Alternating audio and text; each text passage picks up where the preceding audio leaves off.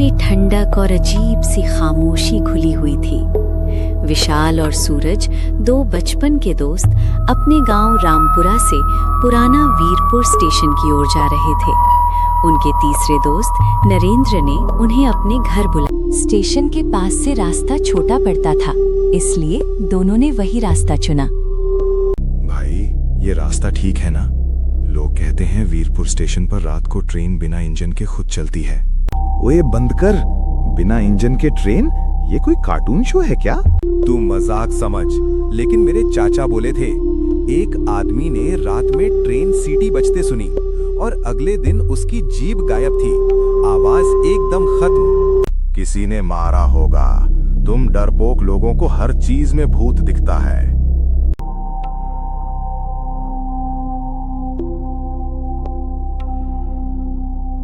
बात करते करते वो वीरपुर स्टेशन पहुंचे। एक टूटा हुआ, छोड़ा हुआ, झाड़ियों से भरा स्टेशन। नरेंद्र बाहर इंतजार कर रहा था। आ गए महाराज। रास्ते में कोई भूत मिला? मजाक मत कर, मैं विशाल को स्टेशन वाली कहानी सुना रहा था। सुन के पसीना छूट गया। तू बता, सच में यहाँ कुछ होता है? रात को स्टेशन की पटरियों पर किसी के चलने की आवाज आती है और कभी-कभी एक लड़की सफेद कपड़ों में प्लेटफॉर्म पर खड़ी मिलती है। गांव में कोई भी शाम के बाद यहाँ नहीं आता।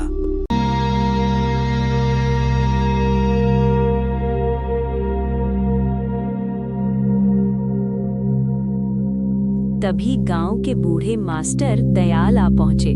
बेटो, आज रात घर में रहना, आंधी आने वाली है और आज की रात वो जागती है, किसी की जान ले लेती है। अरे मास्टर जी, इतनी पुरानी स्टेशन की कहानी से हमें डराने की जरूरत नहीं। बेवकूफ समझते हो? कई साल पहले इसी स्टेशन पर एक लड़की रुक्मणी ट्रेन से कट गई थी। उसके बॉयफ्रेंड ने उसे धोखा दिया था। उसकी आत्मा आज भी स्टेशन पर भटकती है। जो भी उसकी चीख सुन ले वो जिंदा नहीं बचता। उसकी आवाज इंसान की नहीं, लोहे की तरह चुभती है। क्या आपने देखा है उसे? मास्टर दयाल कांपते हुए बोले। देखा है बेटा, मेरे भांजे ने रात को प्लेटफॉर्म पर सफेद साया देखा था। अगले दिन उसकी आंखें लाल हो गईं, जैसे खून भर गया हो, और एक हफ्ते बाद पटरियों के पास उसकी लाश मिली, पर चेहरा उसका नहीं था। तीनों चुप हो गए। मास्टर दयाल वापस चले गए। अचानक स्टेशन की गहराई से ट्रेन की सीटी जैसी आवाज गूंज उठी, तेज, भारी, जैसे कोई दर्द में चीख रहा हो। ये कैसी आवाज? यहाँ तो ट्रेन चलती ही नहीं। चलो देखते हैं, डरना बंद करो। नरेंद्र और सूरज मना करते रहे, पर विशाल नहीं माना। तीनों प्लेटफॉर्म पर पहुंचे। चारों तरफ अंधेरा, बस स्टेशन के टूटे बोर्ड पर टॉर्च की रोशनी पड़ रही थी। अचानक पटरियों पर सफेद कपड़े में एक लड़की खड़ी दिखाई दी, बाल खुले हुए, चेहरा झुका हुआ। उसने धीरे से कहा, बचाओ, मुझे बचा लो। सूरज की रूह कांप गई। यही है रुक्मणी, यहाँ से चलते हैं। लेकिन विशाल आगे बढ़ गया। जैसे ही उसने पास जाकर चेहरा देखने की कोशिश की, लड़की का चेहरा एकदम बदलकर भयानक काली परछाई में बदल गया। उसकी आंखें कोयले की तरह लाल चमकने लगीं। तुमने मेरी आवाज सुन ली, अब तुम मेरे हो। अगले ही पल अदृश्य ताकत ने विशाल को पकड़कर पटरियों पर घसीट लिया। विशाल चिल्लाया, बचाओ, सूरज, नरेंद्र, मुझे खींच रही है। दोनों ने उसे पकड़ने की कोशिश की, मगर वो छूट गया और जमीन पर गिरकर बेहोश हो गया।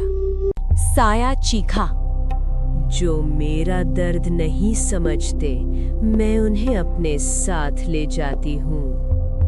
दोनों जैसे तैसे विशाल को घर लाए। कुछ देर बाद वो अचानक उठकर बोला, वो मुझे बुला रही है। अब मेरा घर वहीं है, स्टेशन पर। और दरवाजा तोड़कर भाग गया। दोनों पीछे भागते रहे, पर वो अंधेरे में गायब हो गया।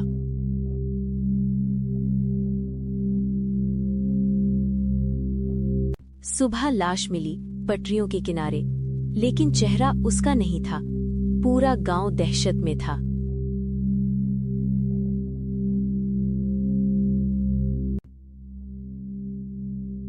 मास्टर दयाल आए। मैंने कहा था बेटा, उसकी आवाज सुनने वाला कोई नहीं बचता। अब तुम दोनों गांव छोड़ दो, वरना अगला नंबर तुम्हारा है। दोनों गांव छोड़कर चले गए और आज भी गांव वाले कहते हैं। रात को वीरपुर स्टेशन पर बिना इंजन वाली ट्रेन की सीटी सुनाई देती है और प्लेटफॉर्म पर रुक्मणी के साथ विशाल का साया भी चलता दिखता है। जो उसकी पुकार सुन ले, उसका नाम अगली सुबह अखबार में होता है।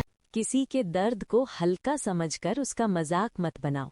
कई घाव दिखते नहीं, पर मौत से भी गहरे होते हैं।